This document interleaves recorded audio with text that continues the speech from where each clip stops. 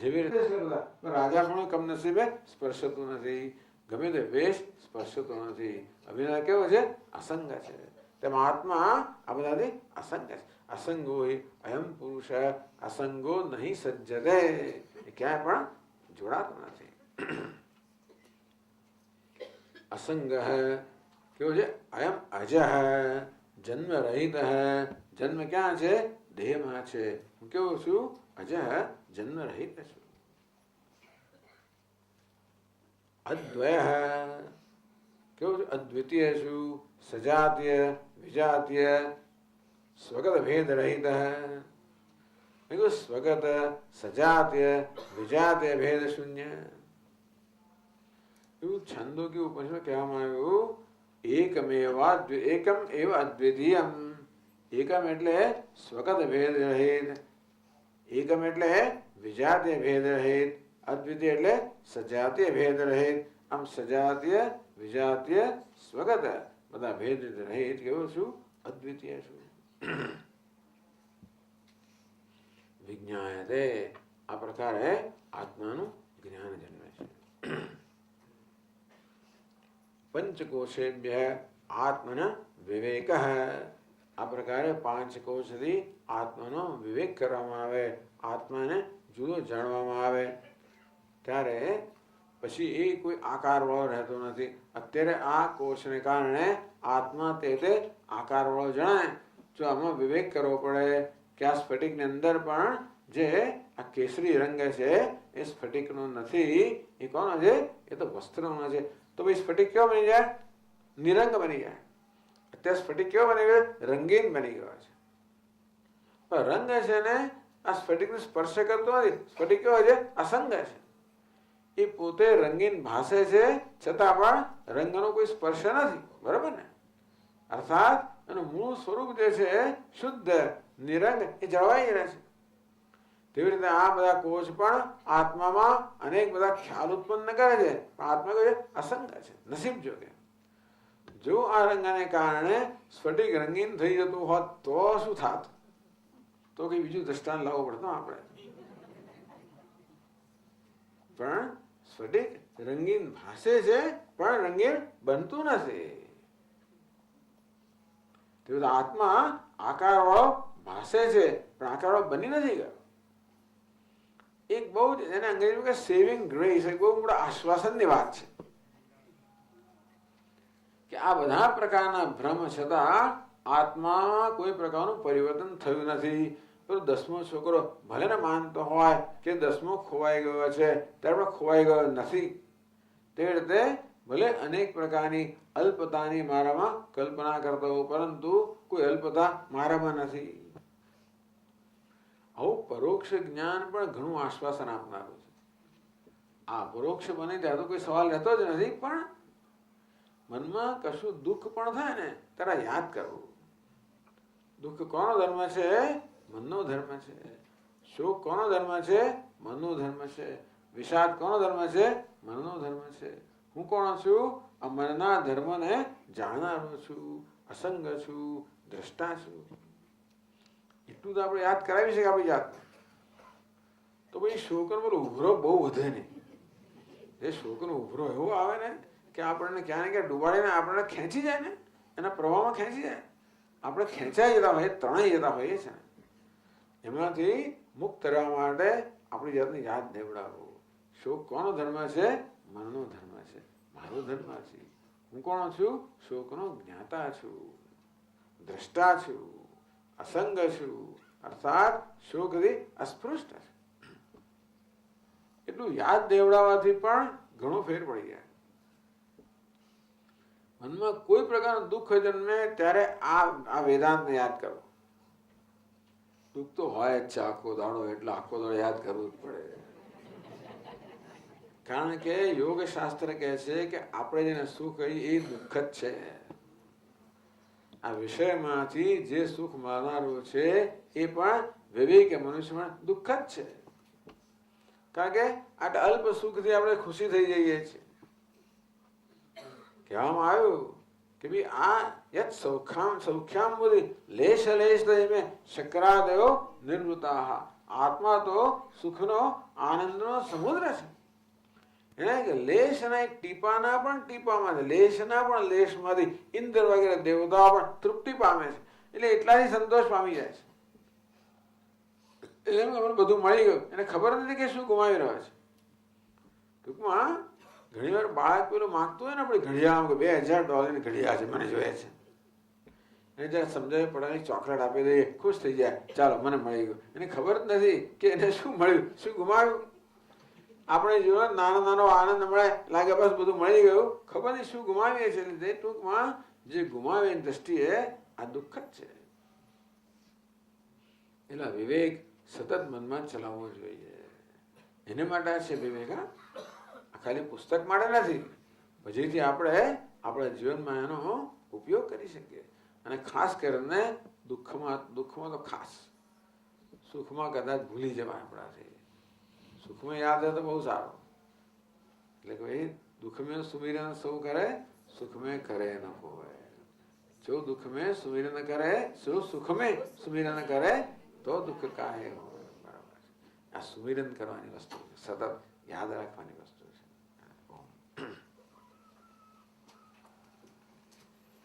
ઓમ પૂર્ણમદ પૂર્ણમિદમ પૂર્ણાત પૂર્ણમુદચ્યતે પૂર્ણસ્ય પૂર્ણમાદાય પૂર્ણમેવાવશિષ્યતે. ઓમ શાંતિ શાંતિ શાંતિ. શંકરં શંકરાચાર્યં કેશવં બાદરાયણં સૂત્રભાષ્યકૃતૌ વંદે ભગવन्तौ પુનઃ પુનઃ. ઈશ્વરો ગુરુરાત્મેતિ મૂર્તિભેદવિભાગિને વ્યોમવદ્વ્યાપ્તદેહાય દક્ષિણામૂર્તયે નમઃ. ઓમ શાંતિ શાંતિ શાંતિ. હરિ ઓમ. શ્રી ગુરુભ્યો નમઃ. સહના ભવતુ સહનૌ ભુનક્તુ સહ વીર્યં કરવાવહૈ તેજસ્વિનાવધીતમસ્તુ મા વિદ્વિષાવહૈ. ઓમ શાંતિ શાંતિ શાંતિ. ઓમ પૂર્ણમદ પૂર્ણમિદં પૂર્ણાત પૂર્ણમુદચ્યતે પૂર્ણસ્ય પૂર્ણમાદાય પૂર્ણમેવાવશિષ્યતે. ઓમ શાંતિ શાંતિ શાંતિ. શ્રુતિસ્મૃતિપુરાણાનાં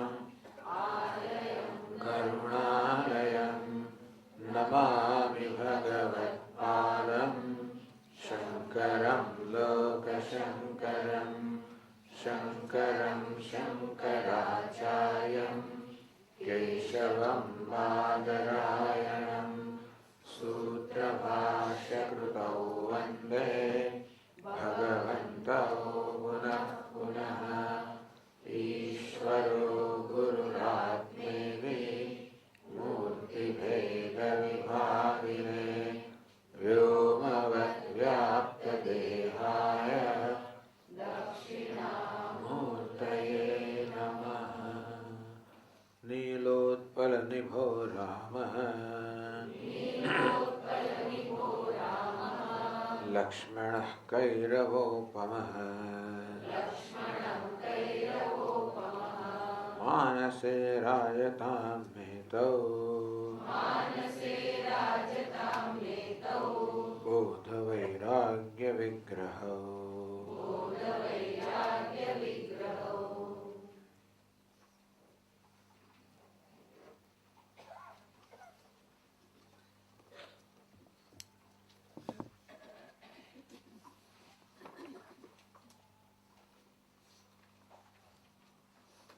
એકત્રીસમો શ્લોક.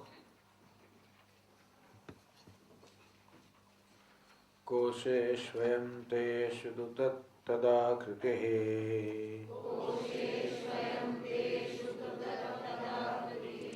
વિભાતિ સંગાત સ્ફટિકોપલો યથા અસંગરૂપોયમજો યતોદ્વયઃ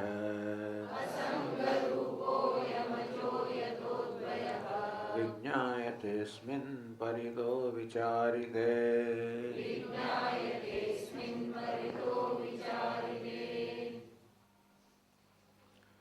પરિતો વિચાર્યતે મુહુર્મુહુ શ્રવણાદિના વિચાર સરણીમ નીતે. વારંવાર શ્રવણ વગેરેથી શ્રવણથી મનથી નિધ્યાસન જેને વિચાર કહેવામાં આવે છે વિચારિતે. એટલે વેદાંતમાં જ્યારે વિચાર શબ્દનો પ્રયોગ થાય ત્યારે આપણે શ્રવણ મનન નિધ્યાસન એવું સમજવાનું. અનુસંધાન આત્મા અનુસંધાન પરાયણો ભવેત. આત્માના અનુસંધાનને પરાયણ બનીને રહે. કેવું અનુસંધાન કરો? શ્રવણથી મનનથી નિધ્યાસનથી. શ્રવણથી કઈ શાસ્ત્રનું શ્રવણ કરીએ એટલે શાસ્ત્રના એક જ વિષય છે આત્મા.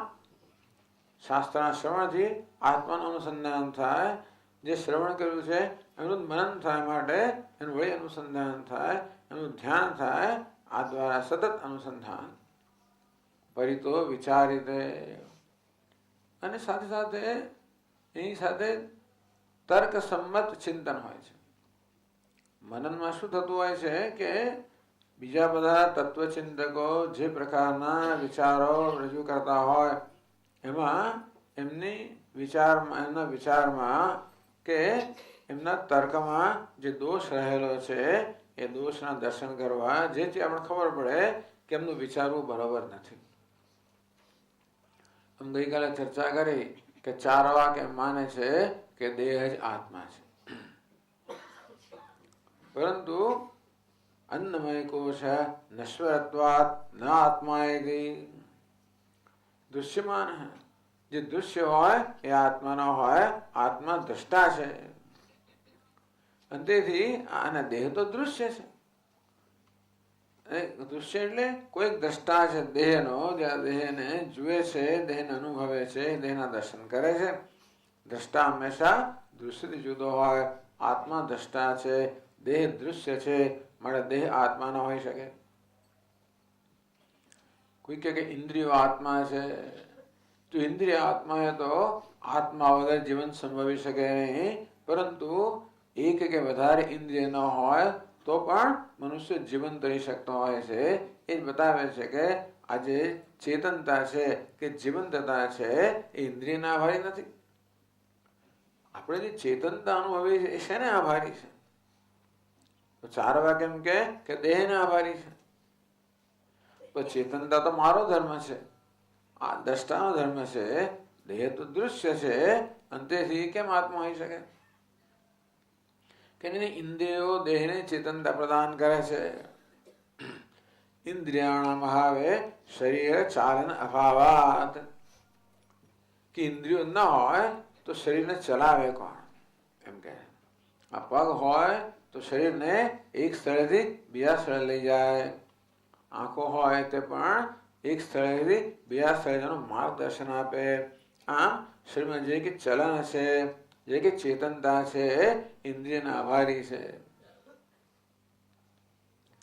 ઇન્દ્રિયાણામ અભાવેપી દેહસ્ય વ્યવહાર દર્શનાત. પણ એવું નથી, ઇન્દ્રિયો ન હોય તો પણ દેહનો વ્યવહાર થતો હોય છે.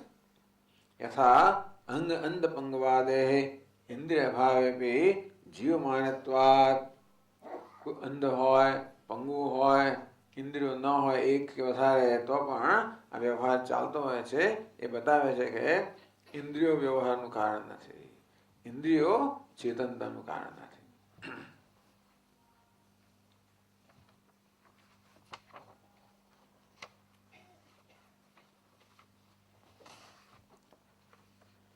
તો પ્રાણોપાસકા. કેટલાક લોકો પ્રાણને આત્મા માને છે. જે લોકો પ્રાણની ઉપાસના કરતા હોય એ લોકો પ્રાણને આત્મા માને છે. શરીરે બલપ્રદત્વાત ઇન્દ્રિય પ્રેરકત્વાત છે. આ શરીરને બળ પ્રદાન કરનાર પ્રાણ છે, ઇન્દ્રિયોને પ્રેરણા કરનાર પ્રાણ છે. हमारे प्राण अचेतनताનું કારણ છે પ્રાણ આત્મા છે તો કે નહીં પ્રાણાનામ જડત્વાत् આ પ્રાણ પણ દૃશ્ય છે એ પણ જડ છે તો ઘડો જેમ જડ છે અને આત્મા નથી તેમ પ્રાણ પણ જડ છે માટે આત્મા ન હોઈ શકે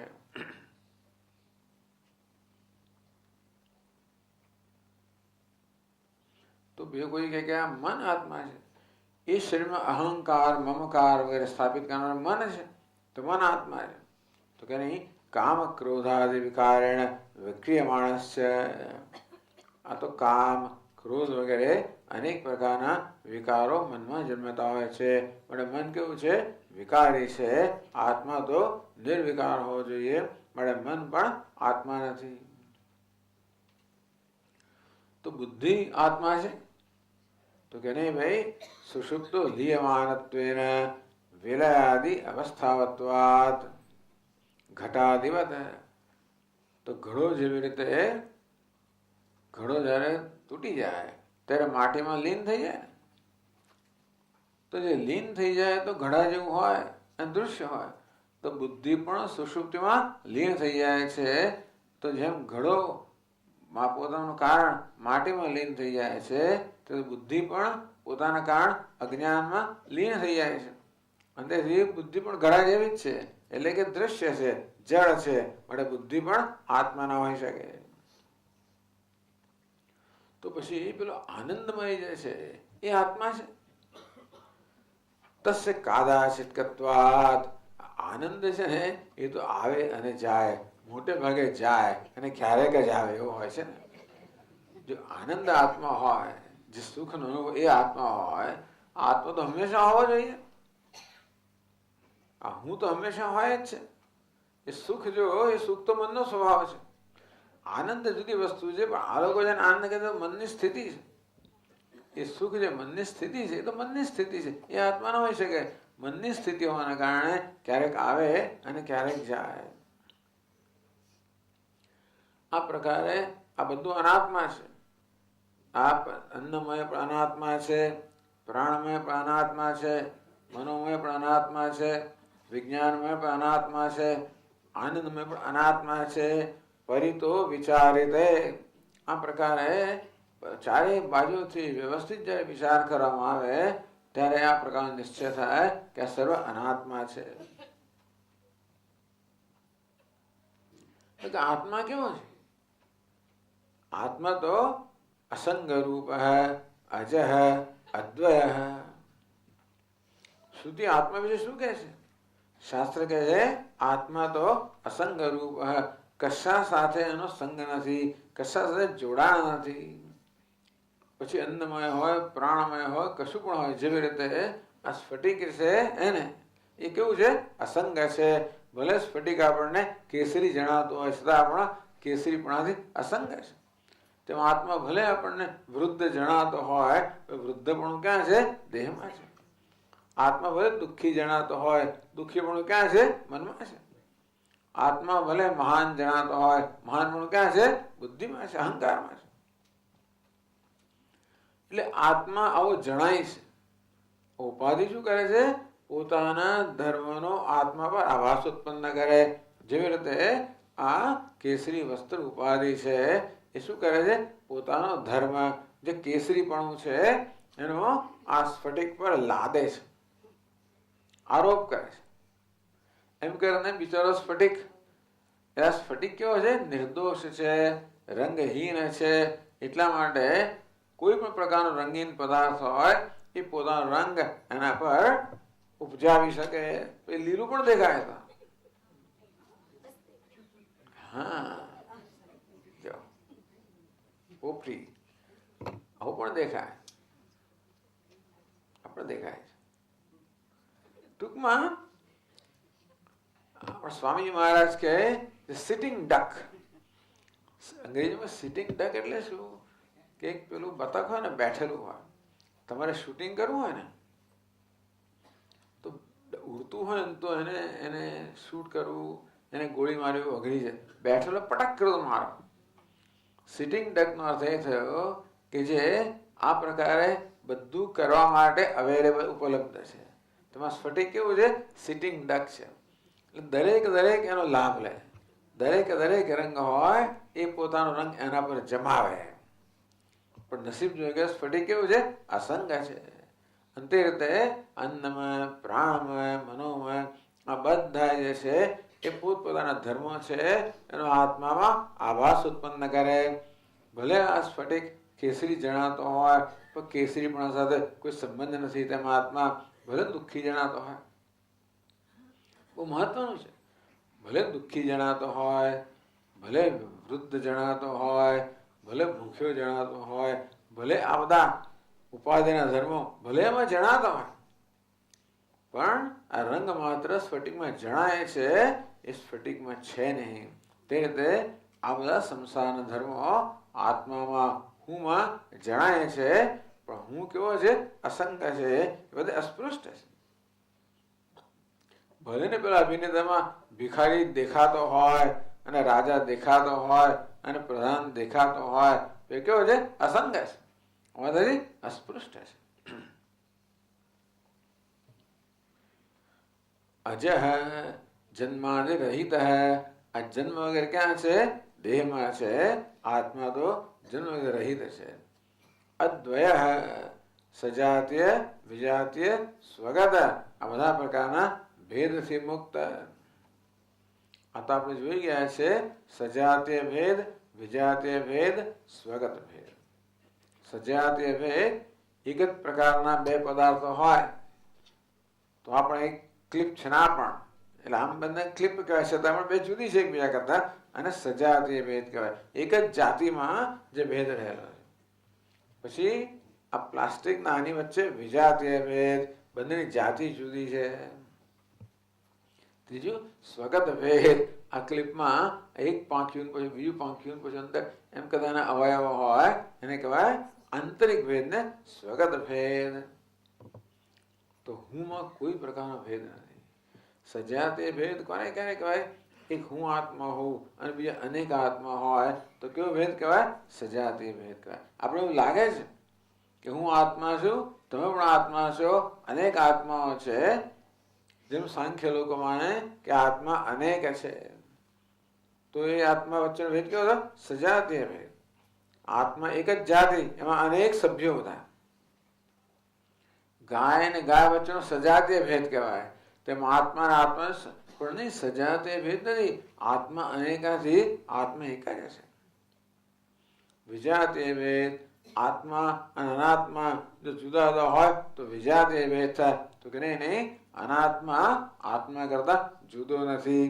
પેલો વેશ અભિનેતા કરતા જુદો નથી.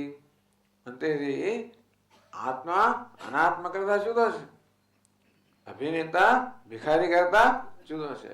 ભિખારી અભિનેતા કરતા જુદો નથી. ભિખારી પરતંત્ર છે, અભિનેતા સ્વતંત્ર છે. અભિનેતા સત્ય છે, ભિખારી મિથ્યા છે. તેથી આ મિથ્યા અને સત્ય વચ્ચે એટલા ભેદ નથી કે આ મિથ્યા સત્ય કરતા જુદું નથી. એક પણ નથી, જુદું પણ નથી, પણ જુદું નથી એ તો ખરું. મિથ્યા સત્ય એક છે એમ તો ના કહેવાય, જુદું છે એમ પણ ના કહેવાય. જુદું નથી માટે એ વિજાતીય ભેદ ઉત્પન્ન ના કરી શકે. અને આત્મા કેવો છે? નિરવયવ છે, એમાં કોઈ અવયવો નથી. માટે કેવું? સ્વગત ભેદ રહિત છે. આ પ્રકારે સતત વિવેક કર્યા કરો. મનમાં એક ખ્યાલ ઉઠે અને વિવેક કરો. એટલે ભગવાન ભગવદ્ ગીતામાં કહે બ્રહ્મ યજ્ઞ બ્રહ્માજ્ઞાવપરે યજ્ઞ બ્રહ્માજ્ઞાવપરે યજ્ઞેનૈવોપજુહ્વતિ બ્રહ્માજ્ઞાવપરે યજ્ઞેનૈવોપજુહ્વતિ. ભગવાન કહે કે યજ્ઞ અજ્ઞાન યજ્ઞમાં અજ્ઞાનની આહુતિ આપે છે. કેટલાક યોગીઓ અજ્ઞાનીઓ શું કરે છે? જ્ઞાનમાં અજ્ઞાનની આહુતિ આપે. એટલે જો આત્માનું અનુસંધાન કરવું હોય પણ બેઠા હોઈએ તો વ્યવહાર દરમિયાન કદાચ કરવું મુશ્કેલ પડે. બેઠા હોઈએ ત્યારે પછી મનમાં વિચાર ઉઠતા જાય તો પછી સતત વિચારનું વિશ્લેષણ થાય કે આ જે ખ્યાલ જન્મ્યો એ કયા તાદાત્મ્યને કારણે જન્મ્યો. મનમાં ખ્યાલ આવે કે હું તો પિતા છું, તરત પૂછીએ આપણે આ ખ્યાલ ક્યાંથી જન્મ્યો? અન્નમયમાં અહમભાવને કારણે જન્મ્યો. હું ભૂખ્યો છું, ક્યાંથી જન્મ્યો? પ્રાણમાં અહમભાવને કારણે જન્મ્યો. હું તો દુઃખી છું, એ શામાંથી જન્મ્યો? મનમાં અહમભાવને કારણે જન્મ્યો. હું સફળ છું, સમય જન્મ્યો? બુદ્ધિમાં અહમભાવને કારણે. આમ કરીશું તો ધીમે ધીમે આપણે એ પ્રકારની કુશળતા પ્રાપ્ત કરીશું. દરેક ખ્યાલનું મૂળ આત્મા વિશેના, પોતાના વિશેના જે અભિપ્રાયો છે એ દરેકનું મૂળ પંચકોશ. એટલા માટે આપણને આ પંચકોશની સમજ આપવામાં આવે. આ 5 કોષ છે એ જ બધા પેલા અહંકાર એના મૂળ છે. અનેક પ્રકારનો અહંકાર જે છે એનું મૂળ ક્યાં છે? આ 5. એટલે દેહ સાથેના તાદાત્મ્ય અનેક ખ્યાલો જન્મે. હું જાડો છું, પાતળો છું, ઊંચો છું, નીચો છું, પુરુષ છું, સ્ત્રી છું, ગોરો છું, ફલાણો છું, વગેરે વગેરે હજારો ખ્યાલ જન્મે. સમય જન્મે અન્નમય કોષ. પ્રાણમય તો બિચારો બહુ ભૂખ્યો તરસ્યો. પ્રાણના બહુ ધર્મ નથી, માથું દુખ્યું પેલું થયું તો દુખાવા બધા છે ને તો પ્રાણને કારણે છે કે ચાલે, વાયુના કારણે ચાલો. એટલે એ વાયુ મનનું ખરો. મનમાં અનેક બધી વૃત્તિઓ ઉઠે. કામ, ક્રોધ, લોભ, મોહ, મદ, માત્સર્ય. કામી છું, ક્રોધી છું, લોભી છું વગેરે. આ બધા ખ્યાલો સમય જન્મે છે મન સાથેના તાદાત્મ્યમાંથી. બુદ્ધિમાં જ્ઞાન હોય, જ્ઞાની છું, વિદ્વાન છું, બુદ્ધિમાન છું, મૂર્ખ છું વગેરે વગેરે. આ બધા બુદ્ધિના ખ્યાલો. અહંકાર. આવી રીતે મનમાં જે બધા ખ્યાલો જન્મે એ દરેક ખ્યાલ છે પછી તરત એનું મૂળ ક્યાં છે આપણે જોઈએ એટલે પછી ખ્યાલ નિવૃત્ત થઈ જાય. આ પ્રકારની સાધના સતત કરવાની. સતત ના થાય તો બેસીને આ પ્રકારની સાધના થઈ શકે કે આપણા મનમાં આત્મા વિશે, પોતાની વિશે જે ભિન્ન ભિન્ન ખ્યાલ ઉઠતા હોય છે, ખ્યાલ ઉઠે એમાં આપણે કશું ના કરી શકીએ. ખ્યાલ ઉઠે છે એ તો આપણા સ્વભાવને કારણે કે કર્મને કારણે ઉઠે. પછી ઉપયોગ કરવાનો. એટલે કહેવત છે ને કે ભાઈ ડાયો માણસ કોને કહેવાય? એની સમક્ષ એની પ્રત્યે જે બધા પથ્થર ફેંકવામાં આવ્યા હોય ને એનાથી એ પેલી વાડ બનાવે. તેવી રીતે ભલે મનમાં જે શોક ભલે જન્મે એ દરેકનો ઉપયોગ કરવાનો સમજવા માટે, અને એ સમજ અંતર ઉત્પન્ન કરવાનું. અંતર ઉત્પન્ન કરવું એ બહુ જ મોટી વસ્તુ છે. પહેલા હું કહું કે હું દુઃખી છું, પછી તરત મને થાય, તરત જોયું કે આ દુઃખ તો મનનો ધર્મ છે. હું કોણ છું? દુઃખનો દ્રષ્ટા છું. હું ભૂખ્યો છું, ભૂખ તો પ્રાણનો ધર્મ છે, હું તો એનો દ્રષ્ટા છું. આમ તરત આપણે પાછા હટી જઈએ. આપણું સ્ટેટસ, આપણો દરજ્જો શું છે? દ્રષ્ટા છે. દ્રષ્ટા અને દૃશ્ય આ બંને ભેગા થઈ જાય છે. દૃક અને દૃશ્યનો અવિવેક.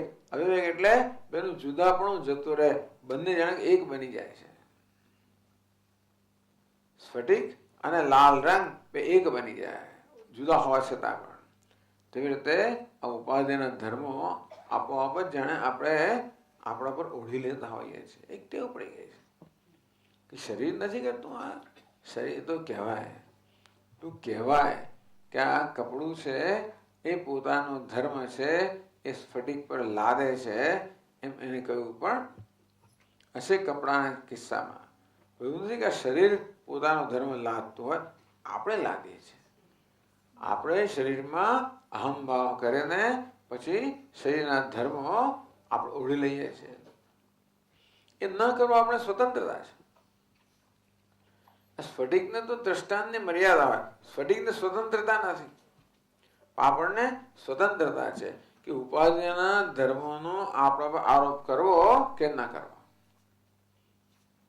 આમ ઉપાધિના ધર્મનો આરોપ જે છે એ તો સ્વભાવથી થતો હોય છે. એક સ્વભાવ જ પડે, ટેવ કહેવાય, સ્વભાવ છે, એમાંથી મુક્ત થવાનું. એટલે સતત એનું આપણે નિરીક્ષણ કરતા હોઈએ અને સતત નિવારણ કરતા હોઈએ તો આ પડી ટેવ ટેવ તે તો ટળે. એ ટેવ કેમ જાય? એટલે ભગવાને કહ્યું અભ્યાસ કૌંતેય વૈરાગ્ય છે ગૃહ્યતે. અભ્યાસ અને વૈરાગ્ય આ પ્રકારનો સતત અભ્યાસ, મનમાં જે ખ્યાલ જન્મે એનું મું સુધીને તરત એનું નિવારણ કરતા રહો, નિવારણ કરતા રહો, નિવારણ કરતા રહો. સ્વામી અંત જ નથી આવતો, ભલે ના આવતો એવું લાગે, ક્યારેક તો અંત આવશે, પણ આપણે સતત આ પ્રકારનું કામ કરો. એટલે કહે છે ક્યારે તે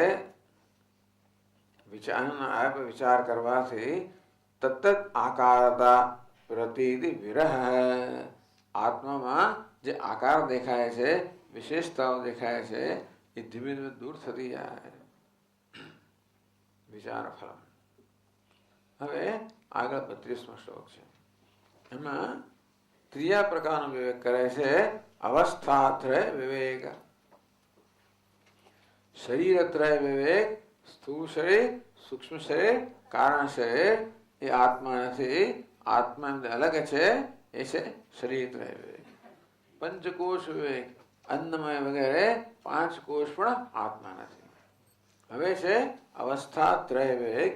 જાગૃત, સ્વપ્ન, સુષુપ્તિ આ 3 અવસ્થાઓ આત્માની અવસ્થાઓ નથી. કોની અવસ્થા? એ તો મનની અવસ્થાઓ છે. તો મનની અવસ્થાઓને આત્માની અવસ્થાઓ માની લેવામાં આવી છે.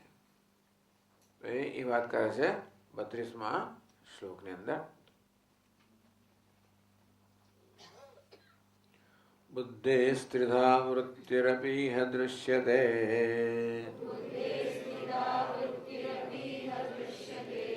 સ્વાપ્નાદિભેદેન ગુણત્રયાત્મનઃ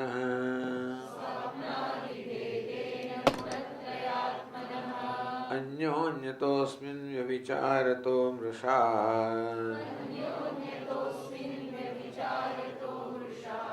નિત્યે પરે બ્રહ્મણિ કેવલે શિવે.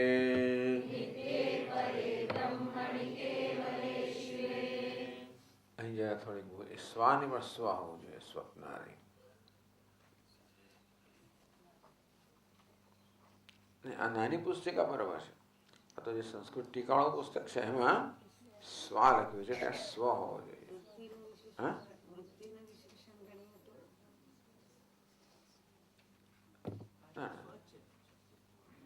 બસ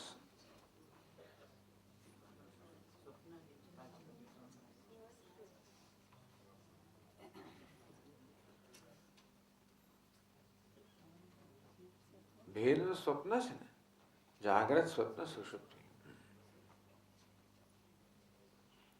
હવે બુદ્ધે ત્રિધા વૃત્તિ અપી ઇહ દૃશ્યતે. બુદ્ધિ કહો કે અંતઃકરણ કહો, અહીં બુદ્ધિ કા શબ્દ વાપરો પણ સમજવાનો અંતઃકરણ. તો અંતઃકરણની ત્રિધા વૃત્તિ દૃશ્યતે.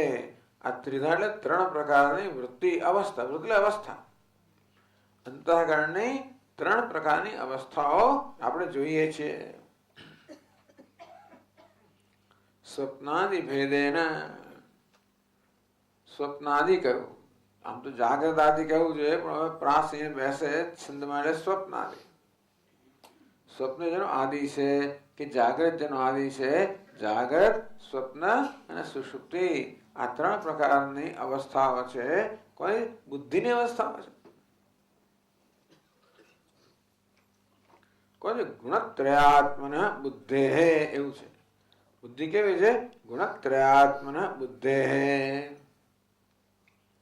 ગુણત્રય 3 ગુણો. કયા 3 ગુણો છે? સત્વ, રજસ, તમસ. બરાબર. તો ગુણત્રયાત્મન.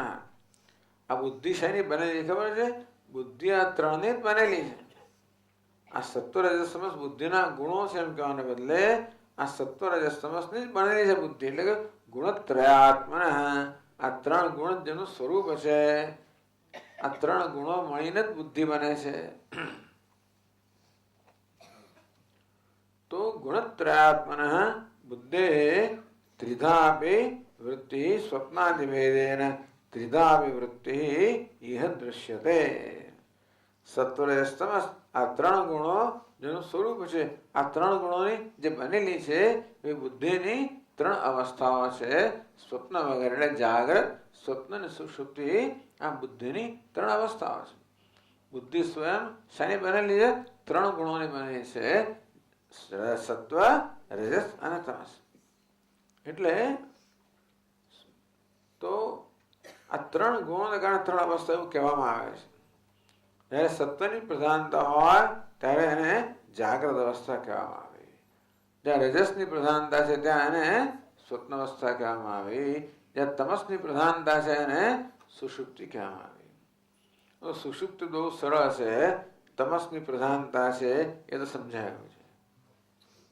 પણ સ્વપ્નમાં કેમ રજોગુણની પ્રધાનતા છે એવું કહેવાય? કારણ કે સ્વપ્નમાં મન અનેક પ્રકારની કલ્પનાઓ કરે છે. સ્વપ્ન છે કલ્પનાનું જગત છે, મનની કલ્પના છે. આ કલ્પના કહો કે પછી કલ્પના કહો કે પછી સૃષ્ટિ કહો, શેનું કાર્ય છે? રજસનું કાર્ય છે. એ દ્રષ્ટિ કહેવાય કે સ્વપ્નમાં રજોગુણની પ્રધાનતા છે.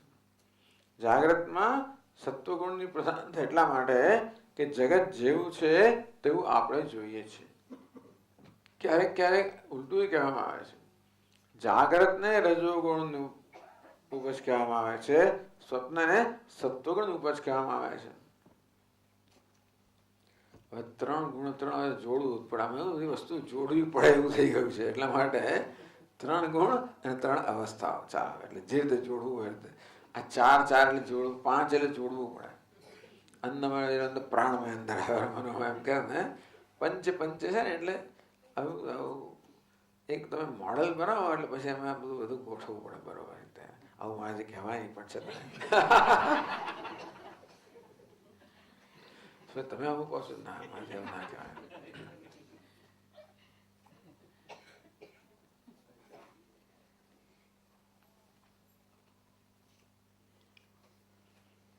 તો પ્રશ્ન એ છે કે આ ત્રણ જે અવસ્થાઓ છે, ત્રણ અવસ્થા કઈ? જાગ્રત, સ્વપ્ન, સુષુપ્તિ.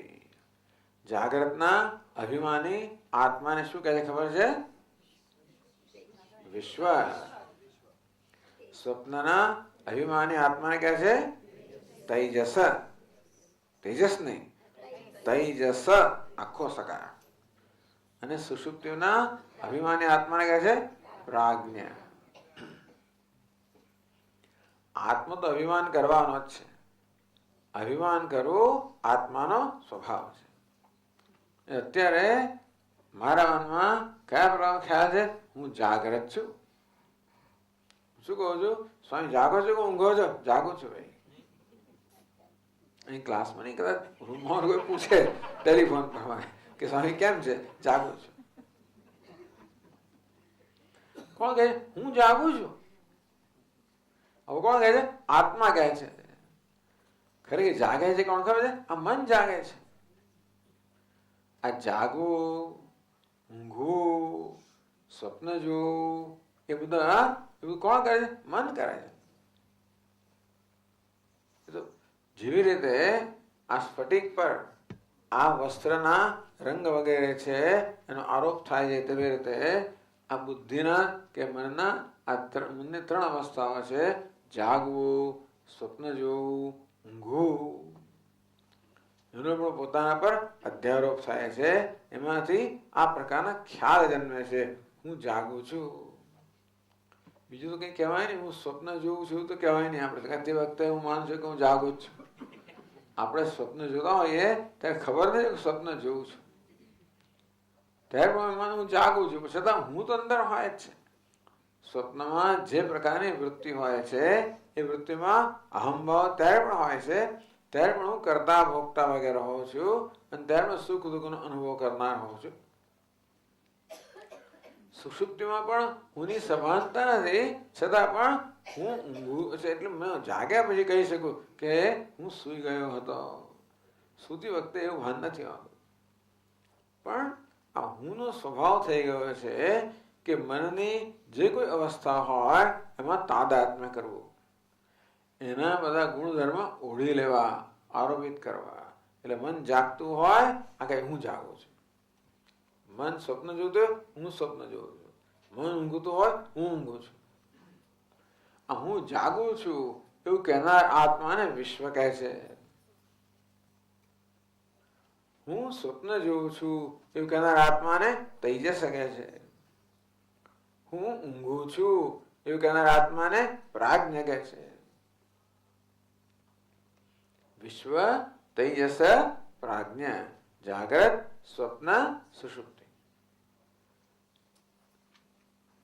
તો એમ કહી શકાય કે આત્મા આ પ્રકારે જુદા જુદા વેશ લે છે. કયું બોલ્યું ઉપનિષદમાં કહ્યું? સૈવ માયા પરિમોહિત આત્મા શરીરમાં સ્થાય કરોતિ સર્વમ. આ આત્મા સ્થૂળ શરીરમાં અને ઇન્દ્રિયોમાં અહમ ભાવ ધરાવે છે અને આ જાગૃત જગતના જે વિષયો છે એ વિષયોનો અનુભવ કરે છે. સ્ત્રીયન્ન પાનાદિ વિચિત્ર ભોગૈ સૈવ જાગૃત પરિતૃપ્તિ મેતિ. સતત તૃપ્તિ ઈચ્છે છે આત્મા. જાગૃત જે છે આત્મા સતત તૃપ્તિ ઈચ્છે છે, સતત સુખ ઈચ્છે છે. અંદર એને ઉણપ ચાલે છે માટે સતત તૃપ્તિ ઈચ્છે. શેમાંથી? આ જગતના વિષયોમાંથી.